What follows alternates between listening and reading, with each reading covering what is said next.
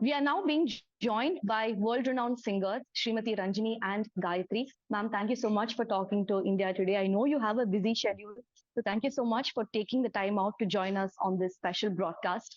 Ma'am, I just want to jump right into the question and ask you. You've finally broken your silence on this important topic that has always been lingering in the minds of a lot of Carnatic musicians. In fact, right after you tweeted, so many other artists have followed your footsteps, and some have returned their Sangita Kalanidhi award, some have cancelled their performances in the Music Academy. Ma'am, I just want to ask you, going against a Sabha that is as influential as Music Academy, what led you to take this decision, ma'am? We are not against any Sabha, and we completely recognize the power and right of Music Academy to bestow their award to anybody that they want to. If you notice the communication, the post, if you read it carefully, we have not talked about the award at all. It is, we have said very clearly that the music conference happens with a presiding musician.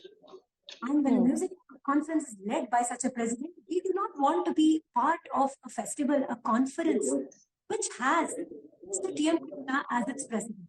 And this is our problem. And of course, our post also lists the reasons that we have given. One of the reasons is that the area, Mr. Krishna has always consistently tried to vilify and throw stones at the musical fraternity. So this needs to be, and a lot of sensational press coverage has been given to such accusations without finding out the accuracy, the rightness of these accusations. And if you want to really do social work, uplift, take music to areas, to regions, to communities, then there is a way to do it. And every musician, we are all willing to come together to join in this noble purpose of taking classical music to everyone. In fact, that is our avowed purpose too. But you can do it without defining villains and projecting yourself as a hero. That is not only defamatory and unnecessary accusation, it also puts yourself in a position of unearned power and privilege. And that is why we call out this entire posturing as social work. The second very important position that we have taken is Krishna's glorification of a figure like EVR, who has consistently, I would say, denigrated a single community, called for genocide. Please note that genocide is a criminal offense. And he may have done some good work, which I am willing to be educated on Periyar, Bharati, and so on. He may have done good work, but does that justify genocide? A call for genocide. A call for genocide. Does it justify vilification of Brahmin community, particularly its women? Is it not misogyny at its worst? And frequent use of profanity, abuses consistently over decades. You know, I don't want to use these terms which come readily to your mind, but you can go search for it. So profanity hurled at a single community does not make anyone a social reformer. So to glorify these people and call them and then, you know, try to bask in this kind of a wild light does not fit my idea of social reform. And we have spoken against all this, and you know, that is the contents of our list. Okay, ma'am, but then there are many who would argue, citing that all that TM Krishna voiced for was for inclusivity, was that Dalits and fisher folk should also be introduced into the esoteric world of Carnatic music. He also went ahead and performed in a mosque, ma'am, a few years ago. So there are many who say that while his intentions are right, why are we now pointing fingers at him for this? See, as I told you earlier, to know what he has actually done on the ground, media people like you should actually take it forward and really do research, do homework as to what he has actually done at the grassroots level. And what whatever he has professed, is it true? Has he really done it? What has his work really been? So it is for you to also fact check all these things. We claims. have all taken music to fisher folk and Dalits. We have also taken music to all kinds of communities without divide. What we do, we must do it with an intention of positivity to unify society, not to create negativity and divisive energies. That is what I believe. See, we do believe in positive action, and whatever the positive action is, there are people who have done such work and continue to do such work, and we are with them. They have also done our bit. So it is everybody's intention to do something in a positive way. If anybody does that, we will surely join. Gayatri ma'am, you wanted to say something? No, I don't think any change has really happened in a real way. You know, I don't see musicians emerge. I don't see the students include a different community. I don't see all that. I'm willing to be a change. Ma'am, TM Krishna in the past has given statements implying that the Carnatic world is very casteist and that it is dominated majoritarily by Brahmins and that they are very unwelcoming. They have almost shut their doors for people from other castes and communities. Let's talk about Brahmins. I would say that Brahmins are easy targets for everyone. We stand out because of our appearance. We are also not given to violence. Therefore, we are soft targets for everyone because we mind keep our head down, do our work. We are also, I would add, the most accepting, the least casteist of all communities. Tell me where does casteism not exist? And this is not whataboutery. Does it not exist in the Oxford University? Does it not exist in the US Congress? It is there everywhere. Clannishness and caste. I mean, you can call it different names. You can call it class. There is always distinction in any given society. That's what we mean. Here you call it caste. And I don't think Brahmins are casteist. We have not tried to take music away from any community. We have always pursued the highest of art forms, intelligence, and yes, it is that we naturally gravitate towards a certain kind of expression, and you can see it in our work. And I can say that as a practicing musician myself and my friends, we do not discriminate.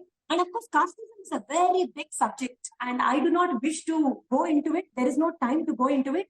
But I can say with complete conviction that these kind of claims, saying that Brahmins are casteist, Carnatic music are casteist, are all done with the sole intention of creating divides and creating spotlight on the so-called heroes who I question have done anything credible to remove casteism. So they are not done with an intent to make things better.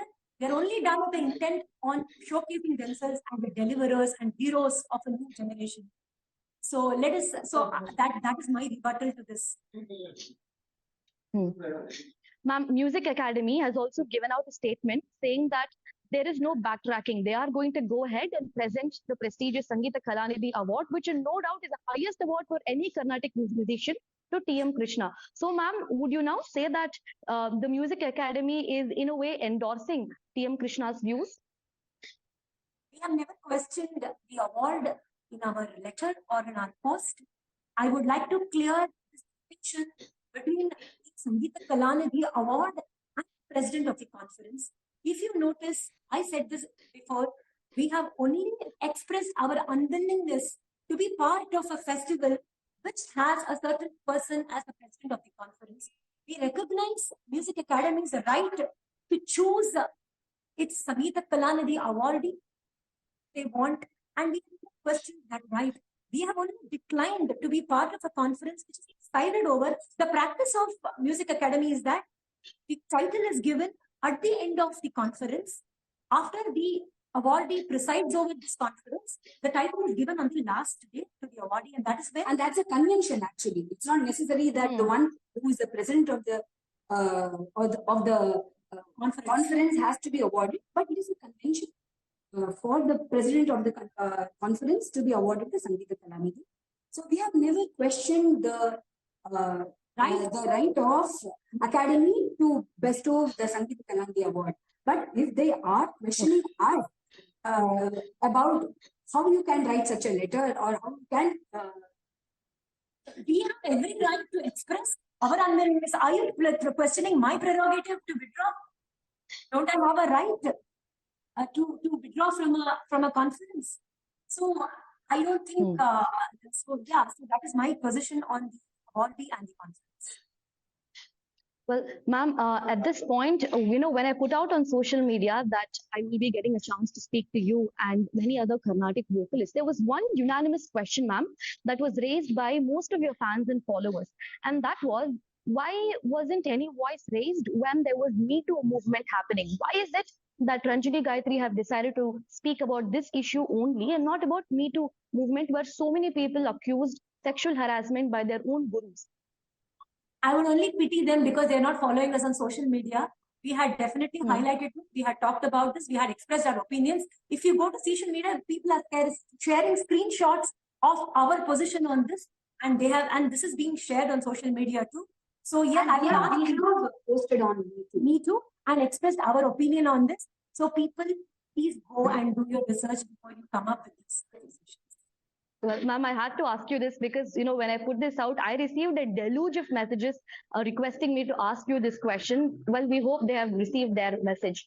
Ma'am, one final question. Ever since you posted this on Twitter, politics has also come out, ma'am. In fact, Karthi Chidambaram and TK's Elangovan, many DMK personalities, they have stated that, well, they're enjoying this sort of meltdown, in a way, saying that more power to TM Krishna. They have sided on TMK's side. What is your stance on this, ma'am? Politics coming out of this. Well, we are very happy for TM Krishna to enjoy all this support. It is nothing new. He has been enjoying the support of the media and the ecosystem for a long time. Congratulations. Okay. Ma'am, anything that you would want to wrap up with, any message that you want to send out to TM Krishna? Do you now demand that he comes out with an apology or anything that you would want to send out to him?